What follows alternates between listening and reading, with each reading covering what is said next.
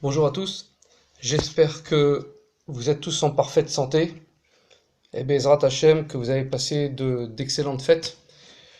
Nous sommes actuellement ce Shabbat au Parashiot Tazria Metzora. Alors on va essayer de rentrer dans le Sod, le secret de cette paracha, pour comprendre les sujets profonds qui y sont cachés. Il y est marqué comme ça: au 8e jour, on circoncisera l'excroissance de l'enfant. On fera donc la Brit Mila. Nous allons essayer de comprendre la combinaison merveilleuse de l'intention d'Abraham Avinu avec la réalisation de la mitzvah de la circoncision de chaque juif. Ainsi, notre paracha Tazria donne l'occasion d'approfondir le choix de Dieu de la faire commencer par la mitzvah de la circoncision. Comme il est marqué, Dieu parla à Moshe en ces termes: parle ainsi aux enfants d'Israël, lorsqu'une femme a conçu un enfant mâle, elle sera impure durant 7 jours, et comme au jour de l'isolement, comme au jour de Nida, et au 8e jour, on circoncisera l'excroissance de l'enfant. Donc on fera la Brit Mila. L'interprétation du Midrash Vaikra Rabbah 14.2 dit comme ça: lorsqu'une femme a conçu, à ce propos il est écrit dans Job 36.3, je porterai mon esprit au loin, je justifierai mon créateur. Rabbi Nathan a dit, cela évoque le nom d'Abraham Avinu, lui qui est venu de loin. Donc Abraham Avinu est venu de loin, déjà il est venu de Haran, qui est au nord de l'Irak. Et aussi il est venu de loin, on va voir pourquoi, pour sacrifier Yitzhak. Comme il est marqué, Abraham, dans la Genèse, dans Bereshit 22.4, Abraham leva les yeux, aperçut l'endroit depuis le lointain. Il y a marqué comme ça: Vaïssa Abraham et Ena, Vayar et Amakom, Mirachok. Qu'est-ce que c'est que cet endroit de loin qu'il a vu? En fait, il a vu l'endroit du ligotage de la Akedat Yitzhak, de l'endroit où il allait, entre guillemets, sacrifier Yitzhak, alors qu'il ne l'a pas fait évidemment. Et il a vu aussi cet endroit-là, c'est-à-dire qu'il a compris que c'était un endroit sacré, qui était le lieu où allait être construit plus tard le temple. On sait aussi, dans cette phrase, il est marqué que Avraham, Vaïssa Avraham et Ena, Vayar et Amakom et Rachok. Hamakom, on sait que Dieu, Yudke Vavke, il s'appelle aussi Makom, l'endroit. Donc il a vu l'endroit. Il a vu que c'était un endroit sacré, que c'était un endroit divin, ou que cette action qu'il menait était une action divine. En fait, Abraham, il vient de très loin. Il vient d'où? Matériellement, il vient de Haran, qui est le nord de l'Irak, presque en Turquie. Haran veut dire aussi l'énervement, Haron Af. C'est l'énervement de Dieu. Dieu était énervé après ces gens-là qui étaient des idolâtres, qui étaient des gens qui refusaient totalement le monothéisme.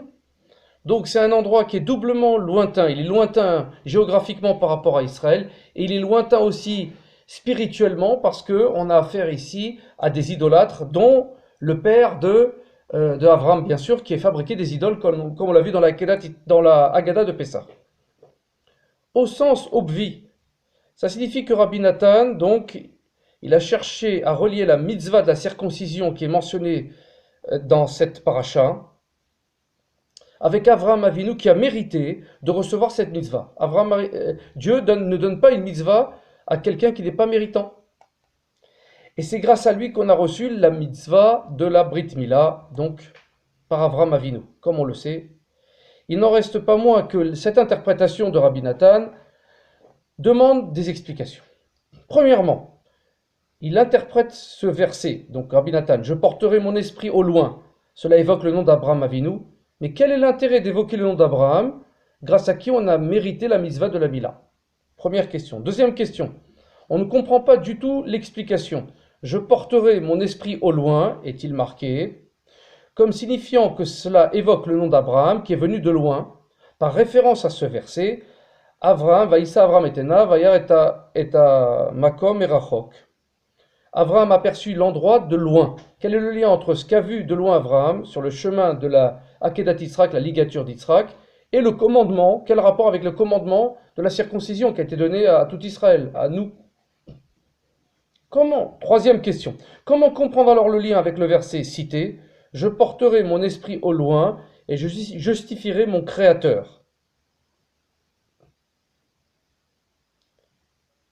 Je porterai mon esprit au loin et je justifierai mon Créateur. On va voir ça, bien sûr, dans les détails. On va commencer par faire la lumière sur la signification du Midrash, qui est cité en nous référant à un enseignement du Tikkun Zohar, donc dans le Zohar Introduction 2b, relatif à un verset de la paracha de Nitzavim, Deutéronome 30:11. Car cette mitzvah que je t'impose en ce jour, on parle de la Mila, elle n'est ni trop ardue pour toi, ni placée trop loin, elle n'est pas dans le ciel pour que tu dises qui montera pour nous au ciel et partira l'acquérir. C'est-à-dire que la mitzvah de la Mila n'est pas une mitzvah qui est au ciel, elle est une mitzvah physique, terrestre, applicable. D'ailleurs, la mitzvah de la Mila est dans le verset alludée, elle se trouve dans les premières lettres de la phrase. Mi ale lanu ashamaima, les premières lettres font Mila et les dernières lettres font le nom de Dieu, Yudke Vavke Havaya. Il s'agit de comprendre alors pour nous le lien qu'il y a entre ce verset-là et le commandement de la circoncision.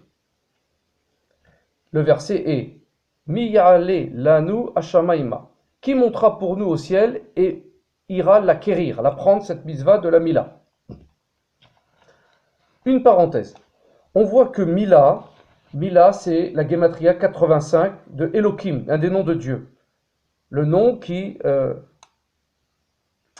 appliquer les choses, les règles des choses. C'est un mot divin. Donc Mila veut dire aussi le mot M-O-T en français, qui est le mot divin, qui est ce que Dieu nous envoie dans la bouche quand on parle de lui. Il vient nous aider. On remarque aussi que Mila c'est 85 et Yudke Vavke c'est 26, ça fait 111. Ça fait la Gematria en entier de Aleph, 1, unité. Et Aleph, c'est El, P. C'est Hachem dans la bouche. Parce que El, le nom de Dieu El, est le nom de Dieu qui nous enseigne.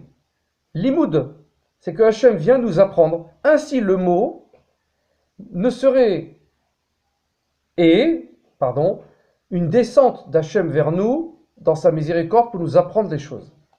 C'est lui-même, c'est son Aleph. On peut dire que les mots divins, on ne peut dire des mots divins que si on a fait la Mila dans la Torah. Car arrive alors la Neshama dans le corps, au moment de la Brit Mila. Pourquoi? Parce qu'on acquiert le Shem, le nom. On nomme l'enfant le jour de sa Brit Mila. D'ailleurs, Shem, c'est 340, et on sait dans la Torah du Sod, du secret, que lorsque l'on fait la Brit Mila et la Priya et le décalotement, à ce moment-là arrive sur l'enfant le nom de Dieu Yudke Vavke et Shaddai, et Shakai. C'est-à-dire qu'arrive sur l'enfant 26 et 314 qui fait 340, qui est exactement la gematria du mot Shem, le nom. Ainsi, la Neshama, l'âme spirituelle du parlant, de l'enfant, de l'être humain qui va parler, du Medaber, arrive au moment de la Brit Mila. Je ferme la parenthèse. Revenons à l'explication. Il faut comprendre une question sur laquelle les commentateurs se sont penchés. Pourquoi nos sages ont institué 2 bénédictions lors de la circoncision? La première bénédiction, qui est Asher Kidei Shalom Bezotav Etzivanu Ala Mila, qui nous a sanctifiés par ses commandements et nous a prescrit la circoncision. Et la deuxième bénédiction, Asher Kidei Shalom Bezotav Etzivanu Leachniso Bibrito Shel Avram Avinu. Donc la deuxième bénédiction, qui nous a sanctifiés par ses commandements et nous a prescrit de l'introduire dans l'alliance d'Abraham. On ne trouve aucune autre mitzvah dans la Torah associée à 2 bénédictions. C'est la première fois qu'on voit une mitzvah faite avec 2 bénédictions. Le Shvile Pinchas, le Rav Friedman, pense ceci. Il dit: j'ai pensé expliquer tout cela en me fondant sur un point qui a mis en difficulté les commentateurs. Akadosh Baruch Hu, Dieu, a ordonné la mitzvah de la circoncision sur un enfant âgé de 8 jours, qui n'a ni conscience ni connaissance. C'est surprenant, parce qu'à la lumière du principe bien connu qui est enseigné par l'auteur du Tanya dans l'Ikouté Amarim, page 40, selon laquelle chaque mitzvah nécessite deux composantes essentielles, la crainte et l'amour. En d'autres termes, ces composantes fonctionnent comme deux ailes transportant la Torah et nos mitzvot au ciel. La source de cette notion se trouve dans le Tikkun Zohar, Tikkun 10, 25b, qui dit comme ça. La Torah sans peur et sans amour ne peut pas s'envoler vers le haut. On ne peut pas présenter devant Hachem nos mitzvot s'il n'y a pas de peur et d'amour. Ça veut dire quoi? Il est également écrit dans ce livre, exactement au même endroit, la Torah et la mitzvah sans crainte et sans amour ne peuvent aller se présenter devant Hachem. À la lumière de cette exigence, cette obligation, comment la circoncision d'un nourrisson de 8 jours peut-elle monter devant Hachem? Après tout, ce bébé, il n'a ni crainte, ni amour, ni conscience, ni connaissance, il n'a rien. On a une réponse à cette question par le Saint Rav Shalom de Belz, qui dit comme ça. Lorsqu'un homme a le privilège de faire entrer son propre fils dans l'alliance d'Abraham, il fournit rétroactivement l'intention qui lui manquait à lui-même lorsqu'il était âgé de 8 jours et quand on a pratiqué sur lui la Brit Mila. C'est-à-dire que quand il le fait pour son fils, il l'a fait aussi pour lui-même rétroactivement parce qu'il a accepté sur lui la Brit Mila en la faisant sur son fils. Révélation étonnante de Rabbi Zusha d'Anipoli, qui dit comme ça. Il s'agit ici de l'analyse d'un passage du Talmud de Choulin 7b concernant Rabbi Pinchas ben Yair expliquant à Rabbi Yehuda Hanassi la raison pour laquelle il n'acceptait pas d'invitation. Israël Kedoshim hen yesh rotze ve'en lo ve'yesh sheyesh lo ve'eno rotze. Il dit comme ça. Qu'est-ce que c'est que cette histoire d'invitation? Israël est un peuple saint. Certains aimeraient faire plaisir aux autres, mais n'en ont pas les moyens. Et d'autres ont les moyens, mais n'ont aucun désir. Ils ne veulent pas faire plaisir aux autres. Les Tosafot demandent, si quelqu'un a les moyens qu'il ne veut pas donner, pourquoi être qualifié, on le qualifie donc de saint? Il est Israël saint. C'est pas un peuple saint alors. Il ne veut pas donner. Ils répondent que cet homme, bien que ne voulant pas donner, invitera quand même, quand bien même des gens à manger chez lui par honte. Il lui reste au moins la honte. Ça veut dire quoi? Qu'il lui reste de la Torah. Parce que s'il a honte de ne pas inviter quelqu'un, c'est qu'il lui reste au moins une morale de Torah. Il lui reste quelque chose, un principe de Torah. Malgré cette réponse, il ne reste pas moins qu'il est difficile de comprendre pourquoi il est qualifié de kadosh, de saint. Rabbi Zusha explique. Nous savons que lors de chaque réalisation d'un commandement, un ange est créé qui deviendra un sanégor, un avocat, pour la personne qui a réalisé le commandement. Comme il est enseigné dans la Mishnah Avot 4, Perkei Avot 4, 11, celui qui accomplit une mitzvah s'acquiert un défenseur. Or cet ange, bien qu'être spirituellement spirituel, est fait d'un corps et d'une âme. Le corps, c'est l'action du commandement qui est créé, qui crée un corps, le corps de l'ange, et l'intention et la neshama et l'âme de l'ange. On va voir où ça nous mène. Pour l'instant, on ne comprend pas trop le rapport. Ça va se dénouer après. En conséquence, un homme qui a de l'argent et ne veut pas donner, mais le fait par honte, accomplit un acte auquel il crée un corps d'un ange, d'une mitzvah, d'un niveau énergétique en vérité, mais attendu qu'il lui manque l'intention adéquate du commandement, il manquera d'âme. Cet ange n'aura pas d'âme. A contrario, celui qui veut donner, qui veut aider, mais qui n'a pas d'argent pour accomplir le commandement, qui a une intention, il crée l'âme de l'ange, mais comme il n'a pas accompli le commandement dans l'action, il n'a pas créé un corps de l'ange, il manquera donc ce corps. Que fait Hachem? Et c'est un grand sod, un grand secret. Il associe dans sa bonté, sa miséricorde, l'acte de l'un avec l'intention de l'autre. Et de cette association est né un ange saint, un sanégor, un bienfaiteur, un avocat pour nous, qui est composé d'un corps et d'une âme de parfaite et complète. Parce que Israël, Am Israël est had, il est un. Nous venons tous d'ailleurs d'Abraham Avinu, donc on a tous génétiquement et spirituellement, nishmatiquement dans notre neshama, on est un. Si quelqu'un fait quelque chose et qu'un autre termine la chose, on s'associe. On est shutafim, associés. C'est ce que dit Rabbi Pinchas ben Yair. Israël est un peuple saint, en d'autres termes. Il est assemblé, on les assemble, deux catégories qui est précitée. Rabbi Pinchas Ben Yair continue en expliquant: certains aimeraient faire plaisir aux autres mais n'ont pas les moyens, grâce à la bonne intention manifestée et créer donc un ange, et d'autres ont les moyens mais n'ont aucun désir, car ils donnent par honte de cet acte et créent un corps. Et ce corps de cet ange-là, de ce niveau énergétique spirituel qui s'appelle l'ange, Malach, qui a un acte, vient nous aider pour témoigner en notre faveur. Parenthèse, Rabbi Pinchas Ben Yair est enterré au cimetière de Tzfat, en bas, tout en bas. Et il est une tradition kabbalistique de faire 7 tours autour de sa tombe et de faire des vœux, parce qu'il est un grand intercesseur, il est un grand avocat pour nous dans le ciel. Revenons à l'explication. Comme dit Rabbi Nachman de Breslev, donc, faire un peu, c'est beaucoup, c'est déjà beaucoup. Si on a une intention et qu'on n'a pas les moyens, c'est déjà beaucoup. Si on fait les choses par honte, les mitzvot par honte, donc on n'a pas d'intention, mais on le fait quand même, c'est aussi beaucoup, parce qu'on s'associe avec un autre. Ainsi Rabbi Nachman, je répète, Rabbi Nachman de Breslev dit, un peu c'est déjà beaucoup. On retrouve cette idée aussi chez le frère de Rabbi Zusha, Rabbi Elimelech de Lizansk, dans le Noam Elimelech de Metzora, qui explique un passage du Talmud de Psachim 50b. Un homme doit toujours s'attacher à l'étude de la Torah et à l'observance des commandements, même s'il ne fait pas de façon désintéressée, qu'il est donc intéressé, l'olishma.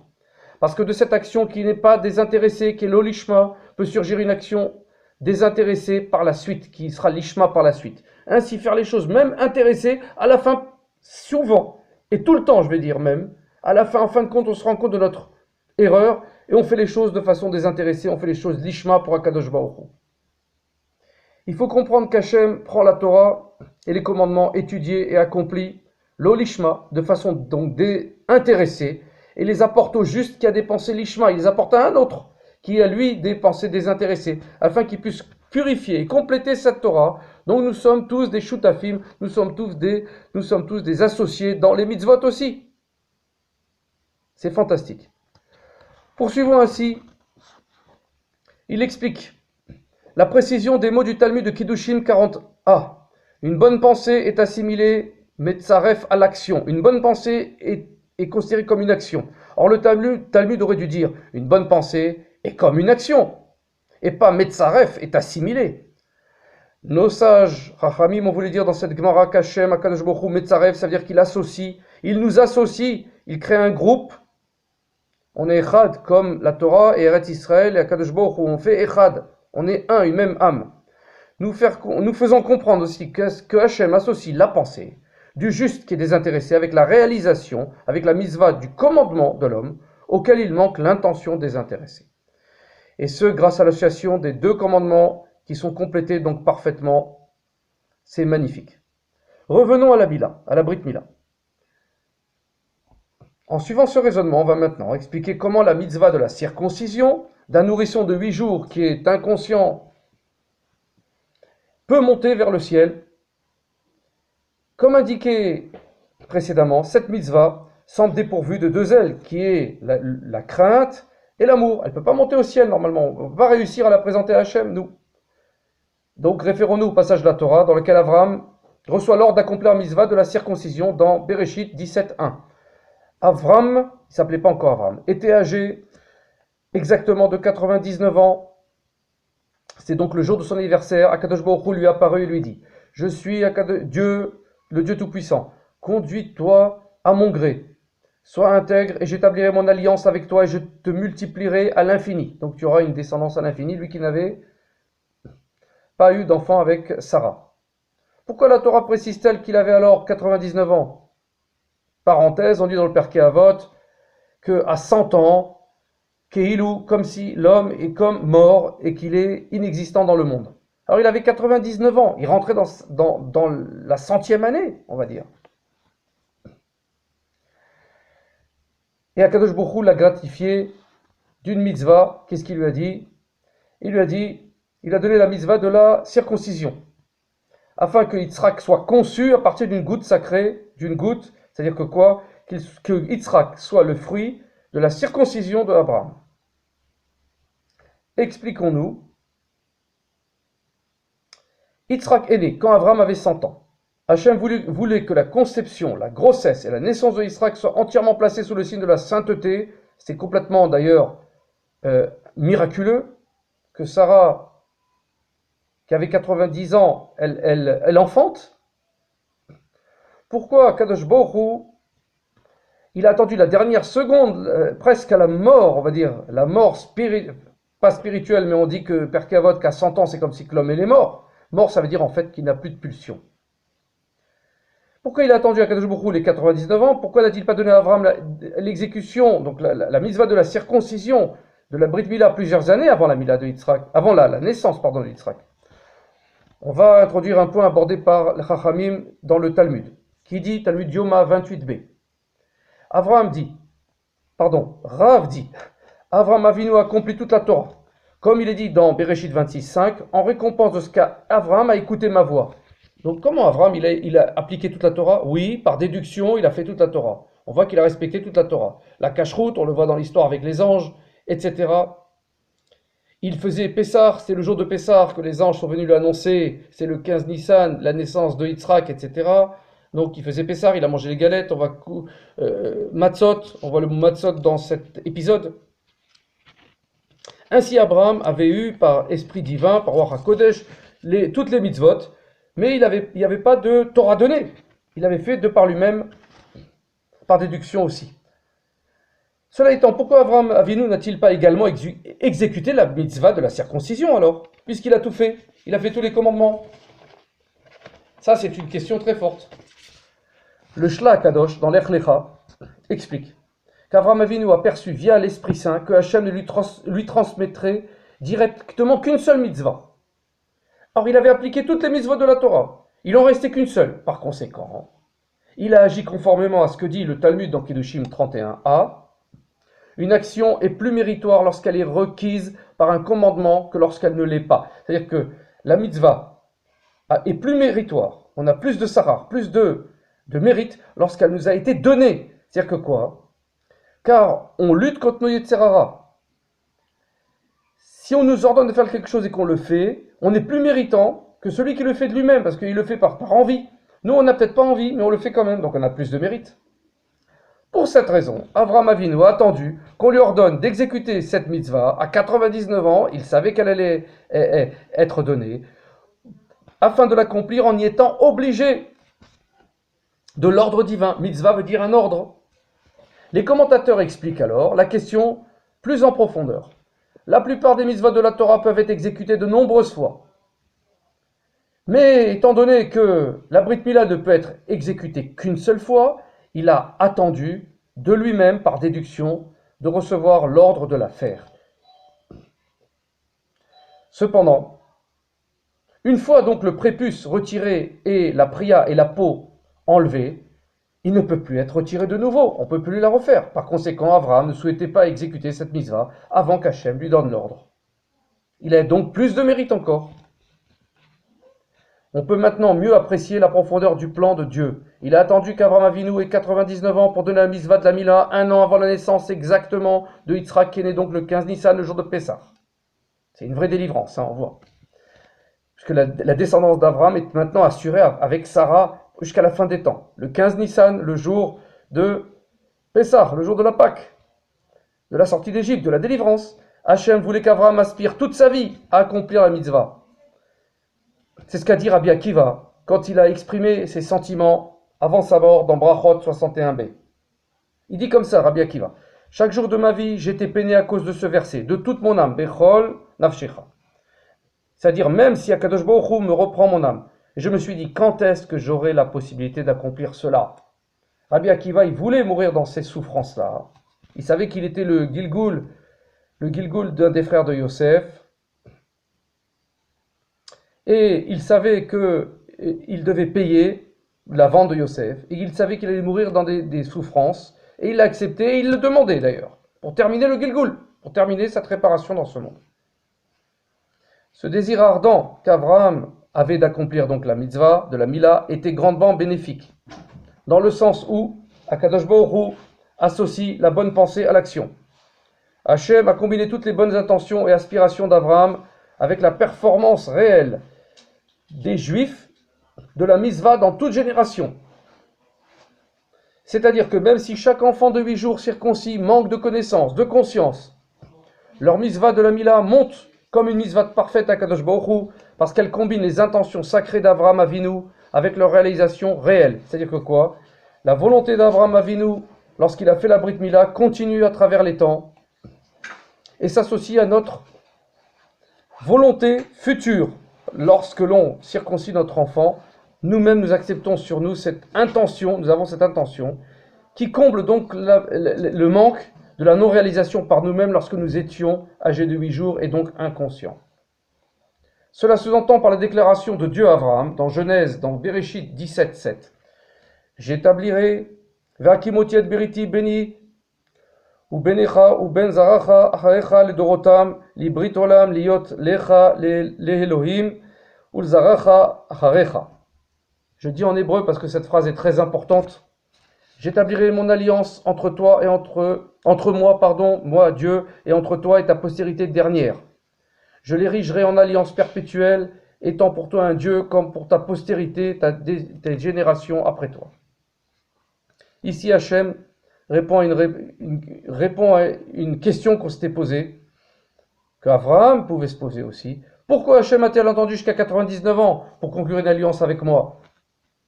Hachem répond, j'établirai mon alliance entre moi et toi, et ta postérité dernière jusqu'à la fin des temps, et je l'érigerai en alliance perpétuelle, ad haolam, à tout jamais. En d'autres termes, j'ai attendu jusqu'à maintenant pour te l'ordonner afin de pouvoir combiner tes années, les années d'aspiration que tu as eues toute ta vie, tu as voulu accomplir cette mitzvah de la Mila, avec la performance, avec la réalisation réelle de la mitzvah, par ta descendance dans les générations futures.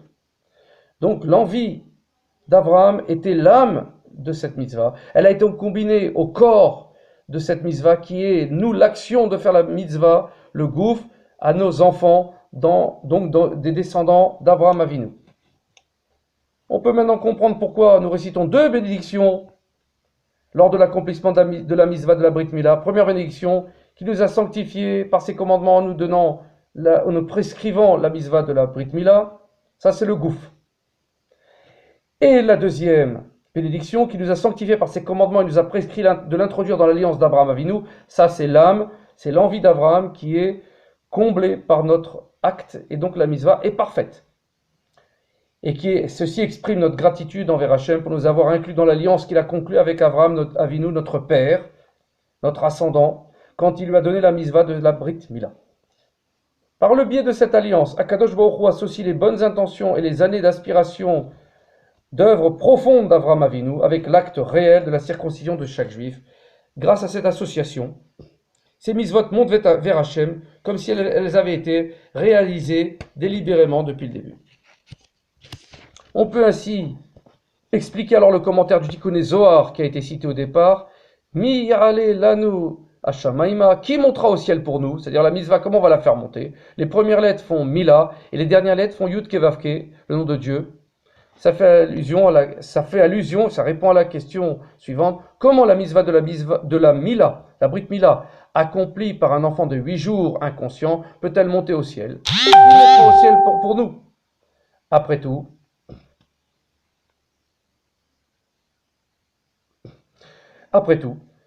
il n'a pas les connaissances nécessaires, ni la crainte ni l'amour, les 2 ailes nécessaires pour monter cette mitzvah Kadosh Baruch Hu, comme on l'a déjà dit. La réponse est fournie par les dernières lettres qui forment le nom Yud Kevavke, Dieu, le nom de Dieu. Pourquoi? Parce que Havaya, le nom de Yud Kevavke, est le passé, le présent et l'avenir. On dit Aya, Ove, Hiye. Il était, il est et il sera. Par conséquent, Akadosh Baruch Hu, Dieu, dans sa bonté, associe les intentions et les aspirations d'Abraham dans le passé, avec les actes de la circoncision présents, et aussi avec le futur, c'est-à-dire qu'il y aura toujours des Yehudim, des Juifs, qui feront la Brit Mila dans tous les temps. Et cette mitzvah monte réellement au ciel dans un état parfait. Nouveau paramètre. Toutes les âmes juives étaient incluses dans Avraham Avinu, notre père, matériellement, puisqu'il est notre ascendant, et aussi spirituellement, lorsqu'il accomplissait toutes les mitzvot. Nous avons dans notre ADN, Avraham Avinu. En poursuivant cet acte de développement, on va expliquer le midrash précité concernant la mitzvah de la circoncision de cette paracha Tazria. Lorsqu'une femme a conçu, à ce propos il est écrit dans Job 36.3, je porterai mon esprit au loin et je justifierai mon créateur. Rabbi Nathan a dit, cela évoque le nom d'Avraham Avinu, lui qui est venu de loin, au sujet duquel il est écrit dans Bereshit, Genèse 22.4, Avraham, levant les yeux, aperçut l'endroit depuis le lointain, l'endroit de la Kedat Yitzhak, l'endroit du temple, et l'endroit c'est aussi Hachem. Quel rapport y a-t-il entre le fait qu'Avraham a vu l'endroit au loin et la mitzvah de la circoncision?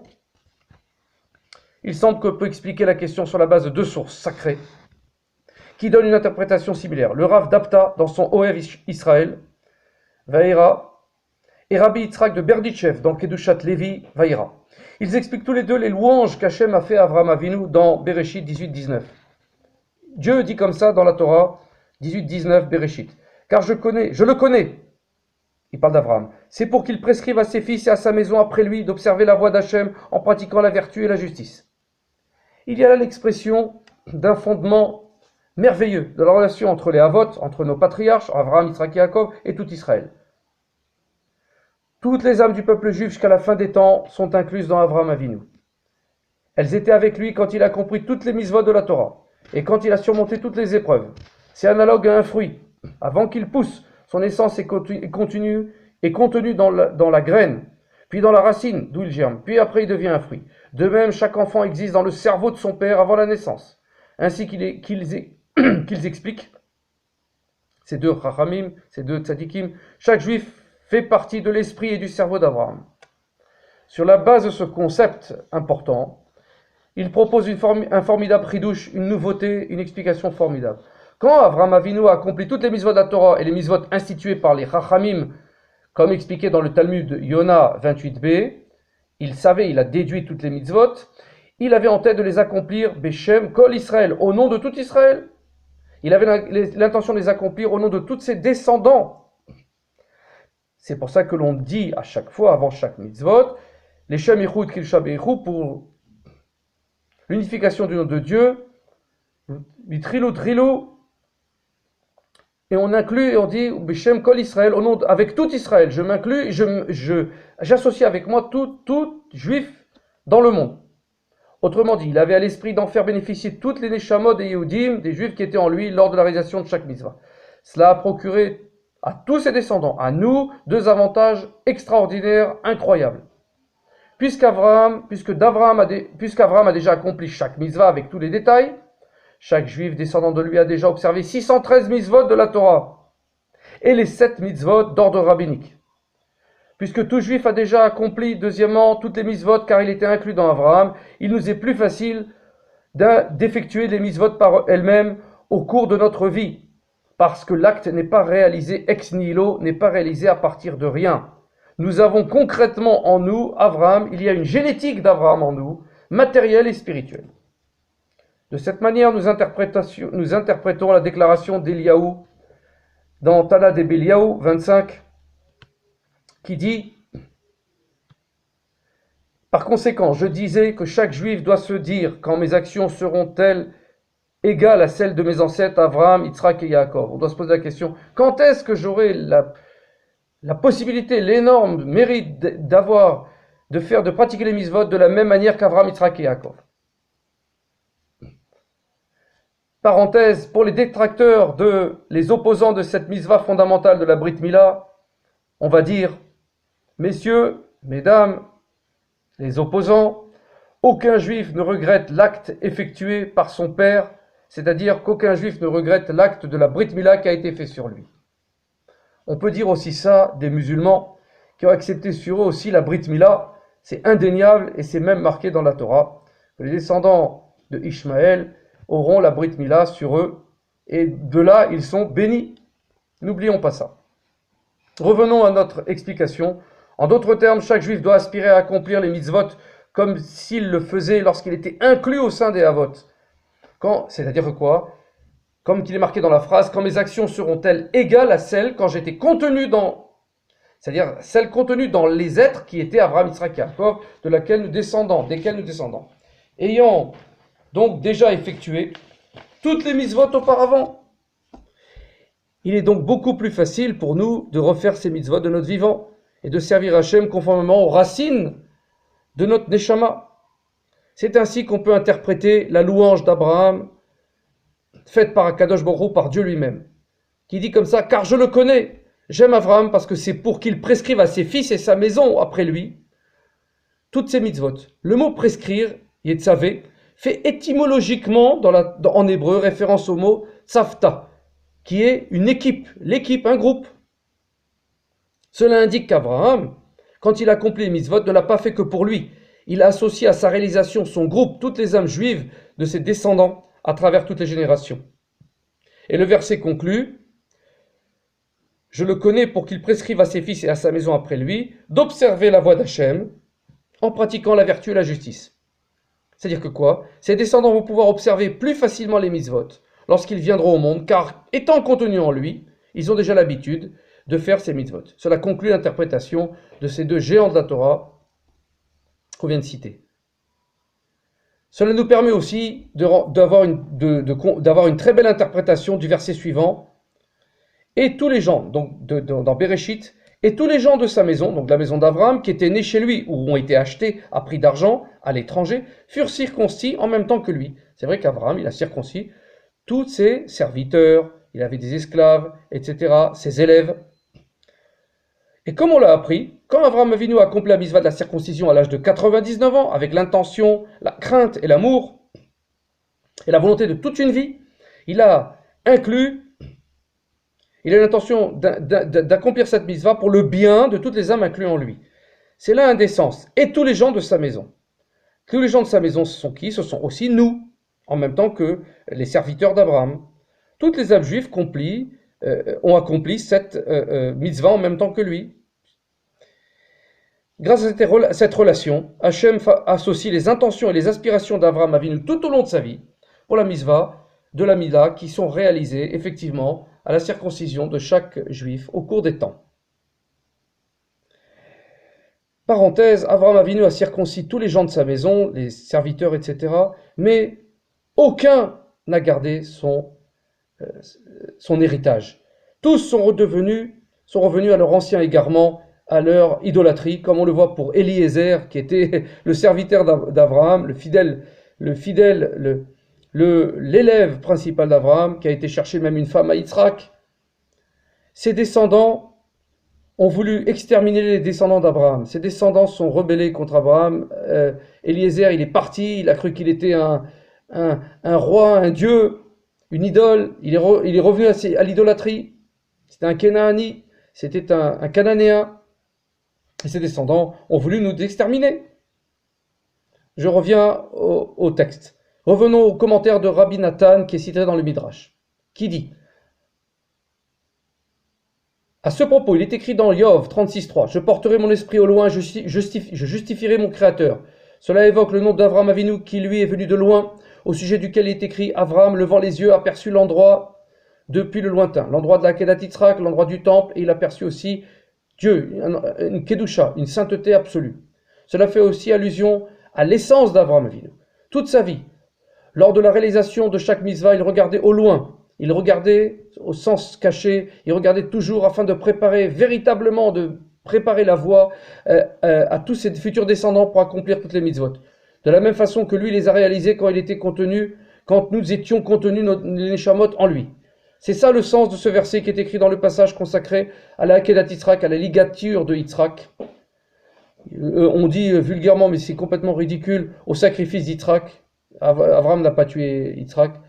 Abraham, levant les yeux, aperçut l'endroit depuis le lointain. En d'autres termes, sur son chemin pour ligoter Yitzhak sur le mont Moria, ses yeux ont perçu la signification future de ce lieu. Abraham a vu qu'Israël aurait le mérite d'y construire le temple et d'y offrir des sacrifices futurs de réparation de toutes les fautes par le mérite de la légature de Yitzhak.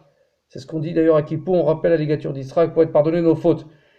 Abraham s'est donc rendu sur cette montagne avec cette pensée de parfaire et de réparer les fautes du âme Israël contenues en lui. Tel est le message de Rabbi Nathan. Il relie le verset « Je porterai mon esprit au loin » avec le verset « Abraham, levant les yeux, aperçut l'endroit depuis le lointain ». Ainsi, nous honorons Abraham en reconnaissant sa grandeur lors de l'acte qu'il a accompli, lors de chaque acte qu'il a accompli, de toutes les mitzvot qu'il a appliquées. Il avait l'intention de préparer le terrain pour les générations futures. En conséquent, nous pouvons parfaitement effectuer la mitzvah de la circoncision sur un nourrisson de 8 jours, car comme expliqué, Hachem combine les intentions saintes d'Abraham de réaliser cette mitzvah avec la réalisation effective de ses descendants de cette même mitzvah de la Brit Mila. C'est l'implication de la fin du verset de Yov cité. Et je justifierai mon Créateur. À Hachem qui m'a créé, je rendrai justice tzedek pour remercier pour la formidable tzedaka, la générosité qu'il nous a montrée en combinant les intentions d'Avraham Avinu avec nos actes de circoncire nos enfants, afin que donc cette mitzvah puisse monter comme un acte parfaitement et idéalement réalisé. Bezrat Hachem, puissions-nous toujours accomplir cette mitzvah de Brit Mila, nous et nos descendants, et les guérim et les convertis qui y sont inclus, leurs neshamot, nitzutzot dans le Ham Israël et qui se révéleront dans le futur. Puissions-nous voir le Mashiach prochainement et réaliser ainsi tout ce que Dieu a dit, que nous verrons à Tzion le Melech HaMashiach, le roi Mashiach, dans ces temps-là, ce temps fixé. Au Adonai Leolam, Amen ve Amen.